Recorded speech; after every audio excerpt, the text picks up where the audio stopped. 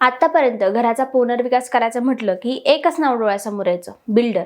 बिल्डरच्या अटी, त्याची वेळ आणि त्यांचे फायदे आणि रहिवाशांचा संयम. पण आता चित्र बदललेलं आहे, कारण सरकारने थेट सेल्फ रिडेव्हलपमेंटला मान्यता दिलेली आहे.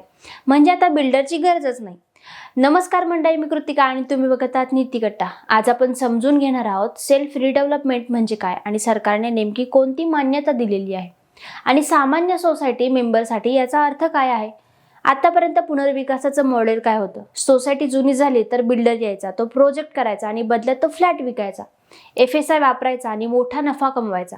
पण यात सगळ्यात मोठा धोका कोणाचा होता? तर घर मालकांचा. काम रखडणं, ते वेळेवर न मिळणं, कराराचे वाद, कधी कधी तर वर्षानुवर्षे भाड्याच्या घरात राहण्याची वेळ. हे सगळं टाळण्यासाठी आता सरकारने सेल्फ रिडेव्हलपमेंटला मान्यता दिलेली आहे. सेल्फ रिडेव्हलपमेंट म्हणजे काय? याचा अर्थ असा आहे की सोसायटी स्वतःच बिल्डर बनवेल. म्हणजे सोसायटी स्वतः प्रोजेक्ट करेल, स्वतः कर्ज उचलू शकेल आणि स्वतः कॉन्ट्रॅक्टर नेमू शकेल आणि तयार केलेल्या अतिरिक्त घरांचा नफा थेट सोसायटीकडे राहील. यासाठी सरकारने काय केलेलं आहे? म्हाडा, बँका आणि संबंधित यंत्रणा सेल्फ रिडेव्हलपमेंटसाठी स्पेशल पॉलिसी सपोर्ट देण्यात येणार आहे. आता म्हणजे काय, तर बिल्डर नाही मिळत हा अडथळा उरलेला नाही. महत्त्वाचं म्हणजे निर्णयाचा कंट्रोल आता घरमालकांच्या हातात आलेला आहे. पण याचा अर्थ असा नाही की हे सगळं सोपं आहे.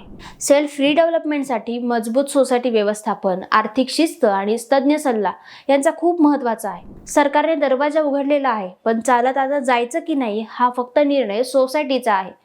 थोडक्यात सांगायचं तर काय, ही पॉलिसी म्हणजे घरमालकांसाठी सत्तेचं विकेंद्रीकरण आहे. आता फायदा बिल्डरचा नाही तर थेट रहिवाशांचा होऊ शकतो. जर योग्य नियोजन केलं तर तुमची सोसायटी जुनी असेल तर ते पुनर्विकासाचा विचार करू शकेल. तर आता एकच पर्याय नाही तर सेल्फ रिडेव्हलपमेंट हा गंभीर पर्याय म्हणून नक्कीच विचारात घ्या. तुमच्या मते सेल्फ रिडेव्हलपमेंट व्यवहार्य आहे का, की बिल्डरशिवाय प्रोजेक्ट चालणं कठीण आहे? कमेंटमध्ये नक्की सांगा. आणि व्हिडिओ उपयुक्त वाटला असेल तर लाईक करा आणि अशाच पॉलिसी आधारित सोप्या विश्लेषणासाठी चॅनलला सबस्क्राईब करा.